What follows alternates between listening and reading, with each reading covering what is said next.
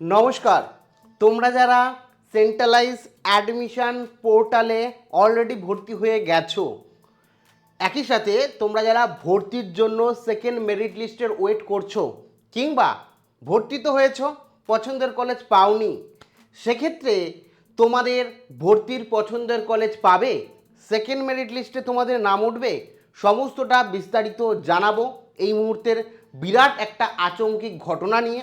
একই সাথে তোমাদের এবছর ভর্তি যে ডেটা সেটা শুনলে তোমরাও অবাক হবে। এবং যারা ভর্তি হয়ে গেছো, যারা পছন্দের কলেজ পাওনি, একই সাথে যারা কলেজই পাওনি, সেকেন্ড লিস্টের জন্য ওয়েট করেছো, প্রত্যেকের ভিডিওটি প্রথম থেকে শুরু করে শেষ পর্যন্ত ওয়াচ করো। প্রত্যেকের জন্য বিস্তারিত এই ভিডিওতে ইম্পর্টেন্ট বিষয় আলোচনা করব। কাজেই ভিডিওটি ভালো লাগলে অতি অবশ্যই কি লাইক প্রদান করো। আমাদের পরিবারের সদস্য না হয়ে থাকলে অবশ্যই এই যে সাবস্ক্রাইব বাটন রয়েছে, সাবস্ক্রাইব বাটনে ক্লিক করে অল নোটিফিকেশনে ক্লিক করে রাখো, যাতে সমস্ত তথ্য তোমরা সবার প্রথমে পেয়ে যেতে পারো। আর তোমাদেরই চ্যানেল, তোমাদেরই পরিবার, দেখতেই পাচ্ছ স্টুডেন্টদের জন্য অ্যাজ এ গুরু তোমাদের সমস্তটা সবসময় বাস্তব গাইড করব আমার এক্সপিরিয়েন্স অনুযায়ী।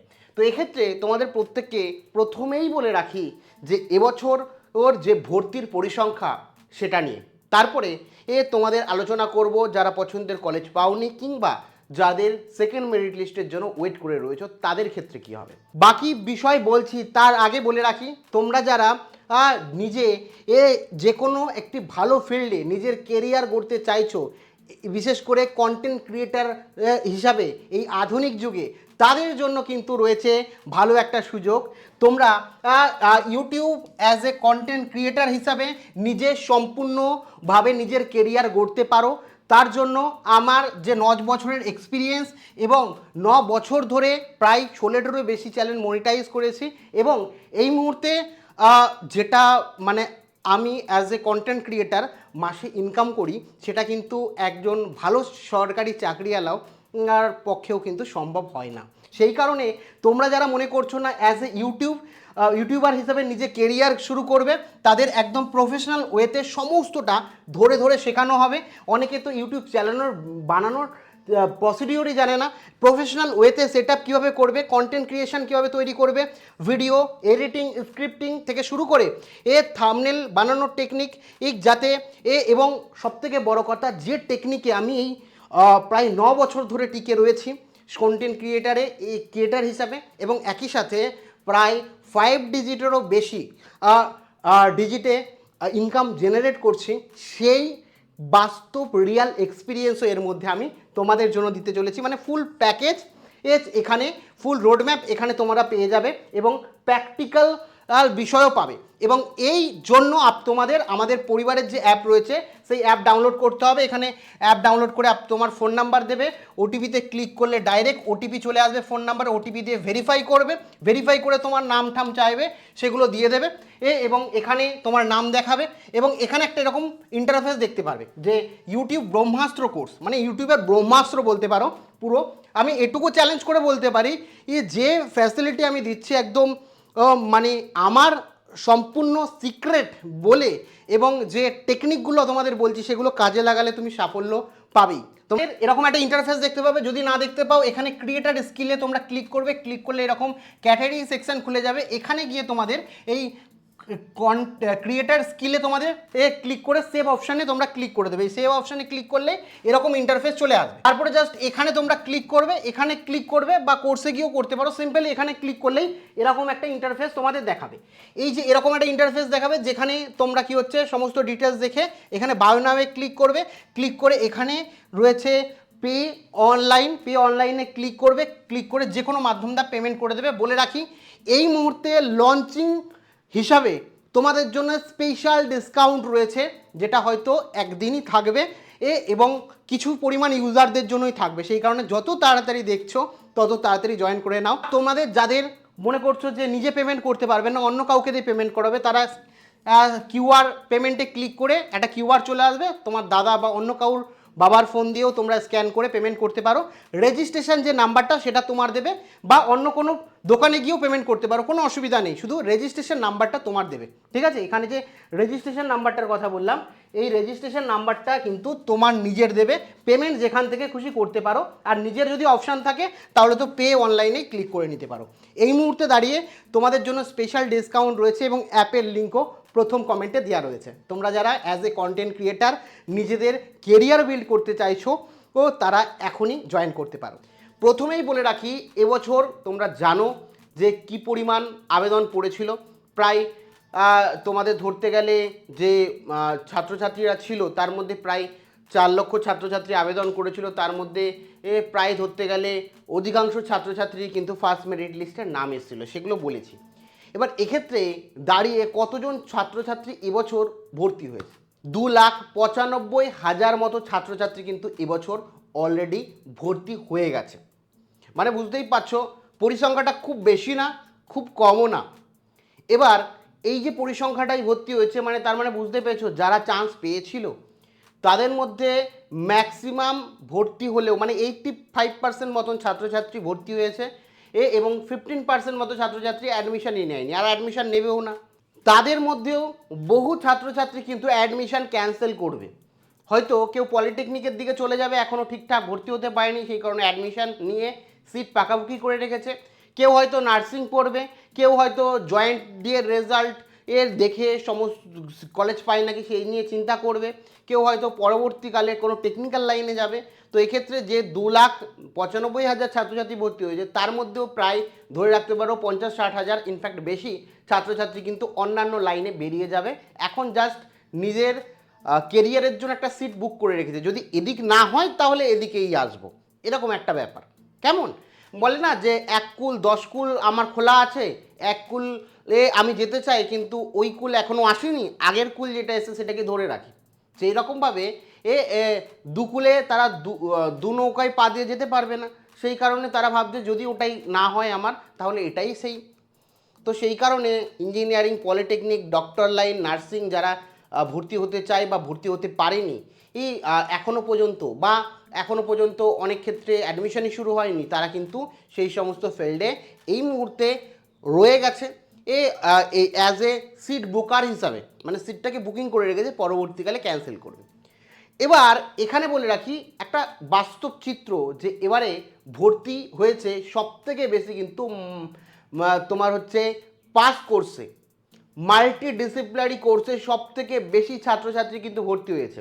অনার্স পড়ার প্রবণতা অনেকটাই কমেছে ছাত্রছাত্রীদের এই মুহূর্তে, কারণ ছাত্রছাত্রীরা তাড়াতাড়ি চাকরি করতে চায়, নিজেকে প্রতিষ্ঠিত করতে চায়, এবং তারপরে অনার্সের মতো এক টাফ সাবজেক্টে দিন রাত পরিশ্রম করে পড়াশোনার পর সেই যোগ্যতার চাকরিও রাজ্যে সেরকমভাবে এত বছর ধরে দেখা যায়নি। যদিও নতুন সরকার কি কাজ করে সেদিকে আমাদের নজর থাকবে, কিন্তু এখন ছাত্রছাত্রীরা চোখে আঙুল দিয়ে দেখিয়ে দিল যে তারা পাস কোর্সে কেই বেছে নিচ্ছে এবং কোনো না কোনো জায়গায় অনার্সকে থেকে দূরে সরে যাচ্ছে। এমডিসি কোর্সে অনেকেই ভর্তি হয়েছে এবং তার সংখ্যা কিন্তু প্রায় 70,000 ছাত্রছাত্রী এমডিসি কোর্সে ভর্তি হয়েছে। তোমরা অনেকেই জানো না মাল্টিডিসিপ্লিনারি কোর্স কি, তোমাদের জন্য বলে রাখি, তোমাদের যে টোটাল পড়াশোনায় যে 7টা সাবজেক্ট কিন্তু তোমাদের পড়তে হবে, তুই অনার্স নিয়ে পড়ো কিংবা পাস নিয়ে পড়ো, এই 7টা সাবজেক্ট নিয়ে কিন্তু আমি অলরেডি ভিডিও বানিয়ে দিয়েছি। ঠিক আছে, আমি একটু দেখিয়ে দিই তোমাদের। এই যে কলেজ বিশ্ববিদ্যালয়ে এমডিএস কোর্স AEC SCE এই ভিডিওটা কিন্তু যারা দেখোনি দেখে নাও, যেখানে কলেজ ইউনিভার্সিটি 7টে সাবজেক্ট নিয়ে A to Z আমি বিস্তারিত আলোচনা করেছি, অবশ্যই দেখে নিই।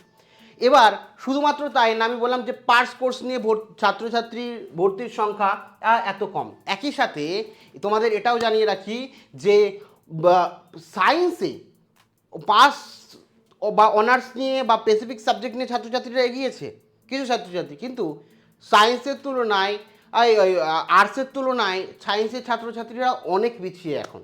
কারণ আর্টসে ভর্তি, এরপরে যদি বলি টপ কোন সাবজেক্টে ভর্তি হয়েছে, বাংলা। ভাবতে পারছো, বাংলা নিয়ে পড়া ছাত্রছাত্রীদের বা ইচ্ছুক ছাত্রছাত্রী যারা বাংলা নিয়ে ভর্তি হয়েছে বাংলা অনার্স নিয়ে, তাদের সংখ্যা প্রায় 40,000। 40,000 ছাত্রছাত্রী সব থেকে টপ সাবজেক্ট বাংলাকে বেছে নিয়েছে। একই সাথে তারপরে ইতিহাস নিয়ে পড়া ছাত্রছাত্রীর প্রবণতা প্রায় 25,000-এর কাছাকাছি। একই সাথে পলিটিক্যাল সায়েন্স, তারপরে পলিটিক্যাল সায়েন্সের ছাত্রছাত্রী প্রায় 24,500 মতো ভর্তি হয়েছে। তারপরে ইংরাজি, মানে বাংলা ধারে কাছে নেই ইংরাজিতে ভর্তি ছাত্রছাত্রীর সংখ্যা মাত্র 22,000 এই ফার্স্ট পেজে। এবং তোমরা যদি বলো যে অঙ্ক, ইতিহাস, ভূগোলে এর তো প্রায় টেক্কা দেয়, এবারে অঙ্ক বা তোমার সায়েন্স গ্রুপ মানে ম্যাথামেটিক্স, ফিজিক্স, কেমিস্ট্রির কথা শুনলে তোমরা আরও অবাক হবে। ম্যাথামেটিক্সে ভর্তি হয়েছে মাত্র 3,986 জন। বুঝতে পারছো কোথায় 40,000 বাংলায় ভর্তি হয়েছে, আর অঙ্কে অনার্স নিয়ে ভর্তি হয়েছে মাত্র 3,946 জন। একই সাথে ফিজিক্স নিয়ে ভর্তি হয়েছে প্রায় 2,500 ছাত্রছাত্রী, এবং তোমার কেমিস্ট্রিতে ভর্তি হয়েছে 3,000, এর প্রায় 96 কি 97, 3,000, মানে 3,000 প্লাস সামান্য ভর্তি হয়েছে। এই হচ্ছে টোটাল ডেটা। আমি যতটুকু যা পড়লাম মাইন্ডে সমস্তটা রেখেই বলছি তোমাদের। তো এই হচ্ছে টোটাল ডেটা, মানে কোথায় আর্টস সাবজেক্টে ভর্তির প্রবণতা, কোথায় সায়েন্স সাবজেক্টে ভর্তির প্রবণতা। এর থেকে আমরা বুঝতে পারছি ছাত্রছাত্রীরা তথাকথিত এই সাবজেক্ট নিয়ে পড়তে চাইছে না, তাদের কেরিয়ারে সেই জায়গায় পড়াশোনা করে চাকরি পাচ্ছে না। আমরা দেখেছি যে টিচারিং ভ্যাকেন্সি বেরাচ্ছে না এত বছর ধরে। তোমার শিক্ষক দুর্নীতি রাজ্যে ছিল, যার কারণে বিভিন্ন কারণে ছাত্রছাত্রীরা বাস্তব চিত্রের দিকে তাকিয়ে কোথাও না কোথাও তথাকথিত ও ডিগ্রি অধ্যয়ন এর ক্ষেত্রে পিছিয়ে আসছে। তারা সহজ এবং সুবল রাস্তা বেছে নিচ্ছে, হয়তো পাস সাবজেক্ট, কিংবা তারা চাইছে কোনো টেকনিক্যাল ফিল্ডে তাড়াতাড়ি 3-4 বছর course related, course certificate related কোর্সে ভর্তি হয়ে একটা ভালো কেরিয়ার করার, কিংবা তারা মনে করছে যে না আমরা যেই নিটসের দিকে কোথাও না কোথাও ঝোঁক বেশি হয়ে যাচ্ছে, মানে তারা একটা কোর্স রিলেটেড পড়াশোনা করতে চাইছে, খুব বেশি নলেজ অর্জনের দিকে না এগিয়ে যে না আমি এই কোর্সে ভর্তি হলে আমি তাড়াতাড়ি চাকরি পাবো, সেই দিকে বেশি ফোকাস রয়েছে। পাস নিয়ে পড়লে আমি পাস নিয়ে পড়ে সরকারি চাকরির প্রস্তুতি নেব, এই টার্গেট কিন্তু তাদের রয়েছে। তাই কিন্তু এই মুহূর্তে বাস্তব একটা চিত্র আমাদের রাজ্য তথা দেশের সেন্ট্রালাইজ অ্যাডমিশন পোর্টালের।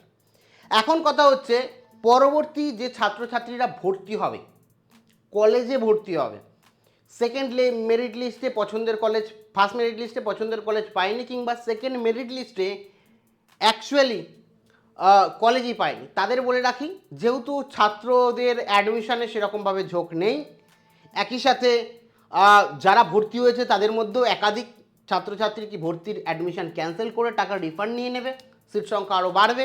এবং টোটাল রাজ্যে যদি সিট সংখ্যার কথা বলি তাহলে কিন্তু প্রচুর সিট রয়েছে, প্রায় 9.5 লক্ষ সিট রয়েছে, যার মধ্যে হয়তো আমি বললাম 3 লাখও সিট পূরণ হয়নি। তাহলে তোমরা বলবে আমরা চান্স পাচ্ছি না কেন, তার একটাই কারণ, বেশিরভাগ স্টুডেন্ট ভিড় করেছে যে কলেজটায় সবাই ভিড় করেছে, সেই কারণে তোমরা চান্স পাওনি।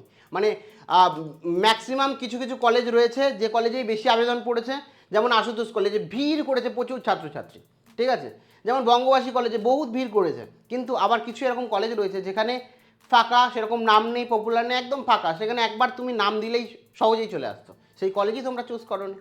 এই হচ্ছে পরিস্থিতি। তো চিন্তার কোনো বিষয় নেই, তোমরা প্রত্যেকে চান্স পাবে এবং পছন্দের কলেজই পাবে।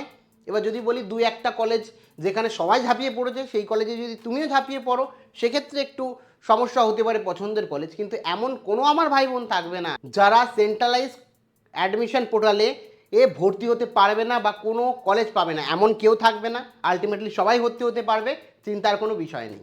এছাড়া কোনো জিজ্ঞাসাবাদ থাকলে অবশ্যই কমেন্ট সেকশানে জানিও। Thank you.